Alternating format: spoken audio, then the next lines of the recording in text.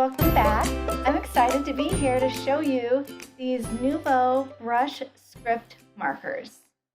As I'm showing you here, they come in packs of 3 and I have 5 different color combos.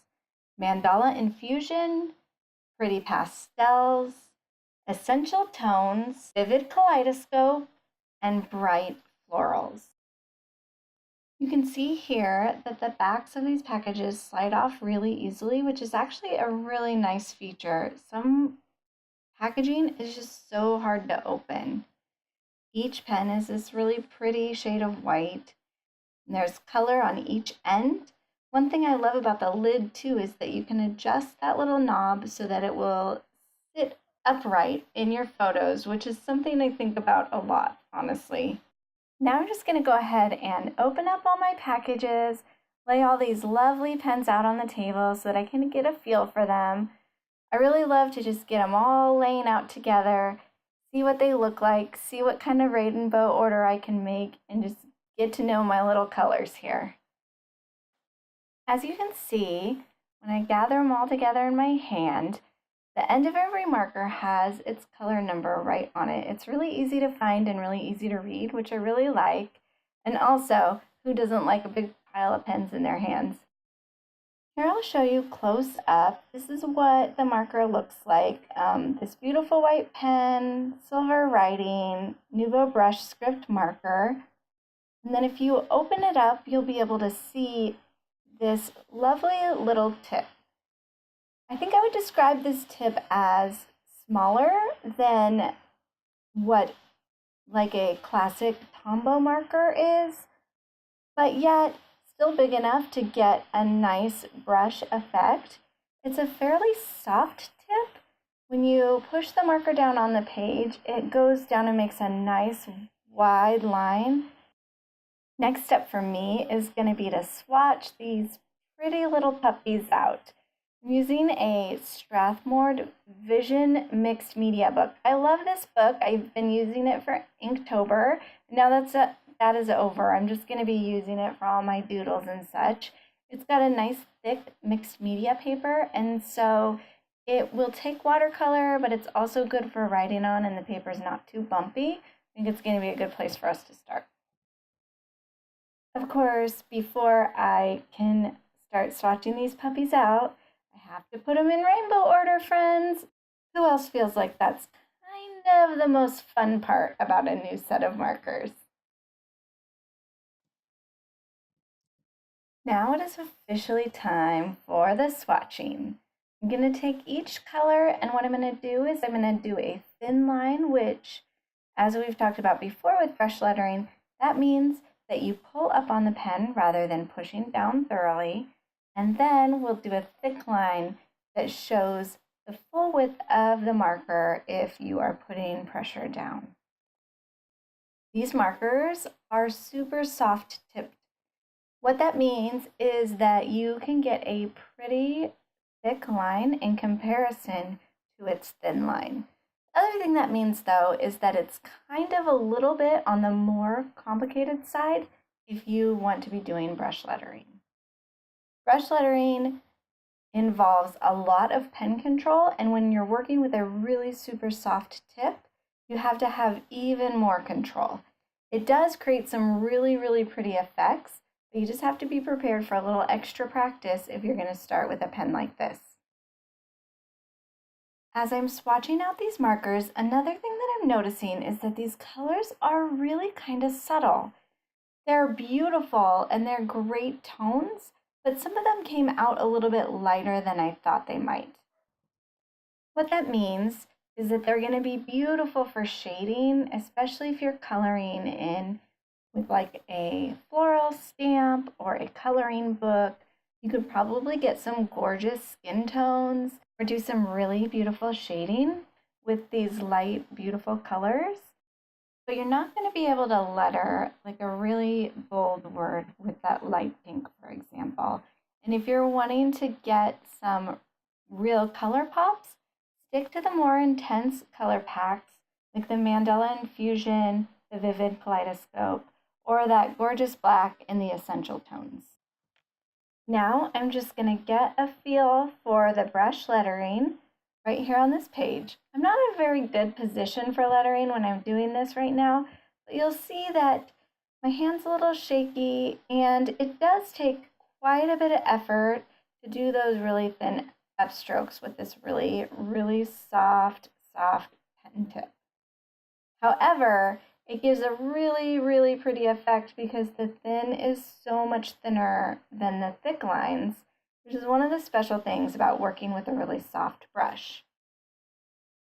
The other thing I wanted to be sure to do, since these pens are water soluble, is to get out my water brush and see how the water plays on the page with these markers. Now I'm using a mixed media paper, which is almost as thick as a watercolor, so that means it can handle a little bit of water. It's also smoother than a watercolor, which just is going to affect the way the brush pens perform on the page and also the way the water kind of travels around. You can see here as I bring the brush to the marker that it just smooths it out and fades it in so beautifully. These markers are incredibly water soluble, which means that there are about 1 million things that you can do with them when it comes to watercolor and marker watercolor. Really, the options are kind of endless when they are so willing to kind of float around and play right here on the page. You will also see from time to time that I'm grabbing a scratch paper. I just use this blank piece of paper to go ahead and wipe off my brush every time it gets a little oversaturated with color. That way I'm not bringing too many of the dark colors into the light colors, because with the way watercolor is, the dark tends to overtake the light. The other thing I want to do for you here is to grab a piece of actual watercolor paper. This is just a scratch piece of paper that I have sitting around. The reason I'm doing this is because I want to see the difference with the way the pens and the water interact on a piece of actual watercolor paper versus the piece of mixed media paper that I've been working on. However, I do want to put a little disclaimer here to say that I don't generally actually like to use my brush markers on a textured piece of watercolor paper. Watercolor paper is rough in its nature, and so it tends to snag the little tips of my brushes. And when you're using your brush markers for things like lettering and real detail work, you don't want to take that tip and spread it out and mess it up. However, for the sake of testing, I wanted to get on this paper and see what happened. As you can see, it also totally just made a beautiful ombre effect. Comparatively, I don't know that there really is a ginormous difference between the watercolor paper and the smoother mixed media paper, which is great since I'm loving the way that they play together, the way that the water causes the marker to just kind of fade into this real beautiful watercolor effect. I want to try just a fun little exercise where I can make a rainbow and see how much the marker lines fade, see kind of how it behaves. Of course, I don't do this without starting with a pencil to draw myself a little line, and then I'm just going to go to town. I picked a few different colors to draw in a rainbow shape, not too perfectly or carefully, and not overlapping, but relatively close, so that they'll be able to meet each other when I bring my water brush over them. Now all I have to do here is grab my scratch paper, make sure my water brush is nice and clean, and then I'm just going to use plenty of water. Starting at the light colors, I'm just going to fade them outwards, getting them nice and wet. I'm noticing as I go that the water causes the colors to kind of slowly fade into each other. So I'm making sure that there's wet edges, and then I have to just sit and let it kind of do its work. Especially when I get to the top and the bottom edge, I'm going to make sure and fade outward with a line of clean water so that that red can kind of dissipate out and get that real authentic watercolor. Once I'm satisfied, it's just time to grab my good old trusty garage sale heat tool and dry this puppy off so that I can see how it turns out. Nothing fancy here. This isn't exactly rocket science, but it is fun to just see the way the colors play together and get a feel. I always recommend just trying something fun and playful before you try to get too serious, just so that you can kind of understand your tools and learn how everything interacts with everything else. That way, you're just nice and ready to go when you've got serious business to do.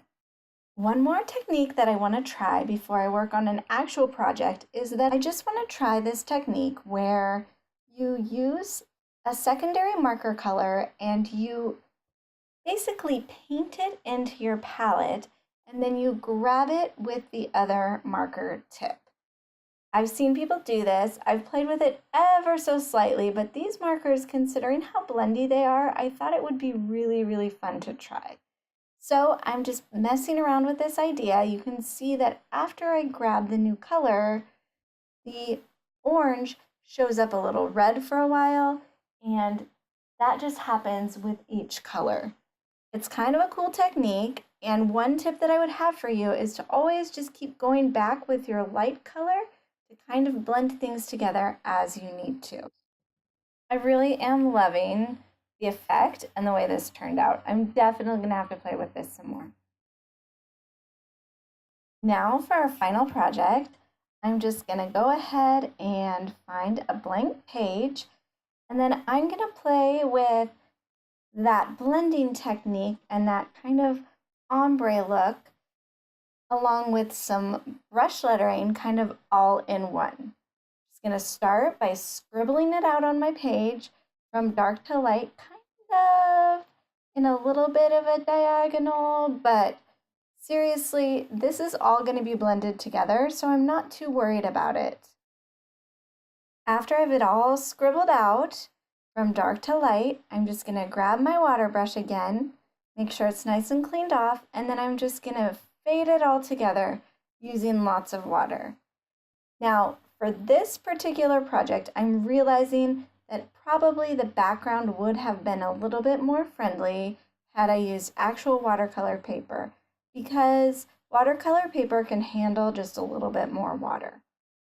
However, I don't want to letter on watercolor paper, so I feel just fine about my choice, and I think as it dries, it will be just fine. As I am getting this all wet and seeing some streaky parts, I'm going to try some things. At one point, I tilt my paper up, I add more water. This paper is a little oversaturated right now, but in the end, it turned out just fine. Also, once again, like I did when I was working on my rainbow, I like to go to the edges and make sure that that has some water around it so it has the opportunity to feather out a little bit. And as you watch it dry, the water does pull the paint away a little bit.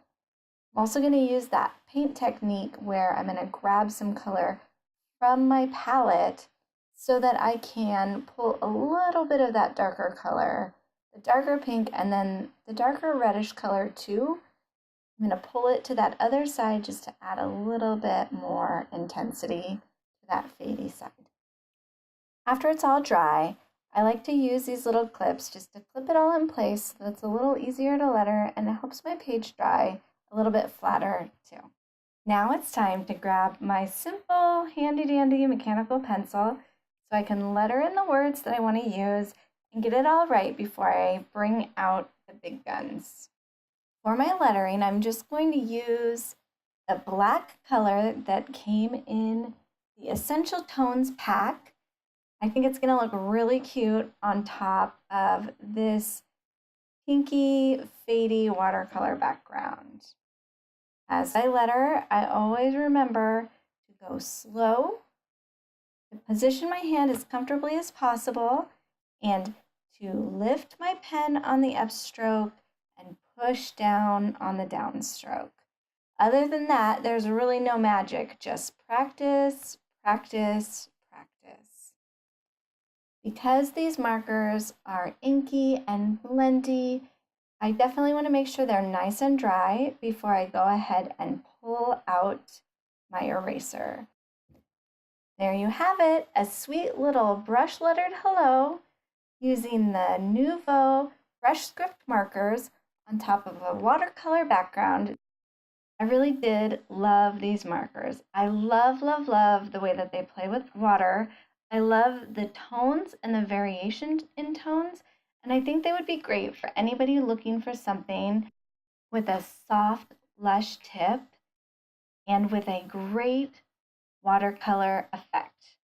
Hope this was helpful for you, friends. Thank you so much for being here. If you're interested in picking up any of these things, there are links down there in the comments, so check them out. Talk to you soon.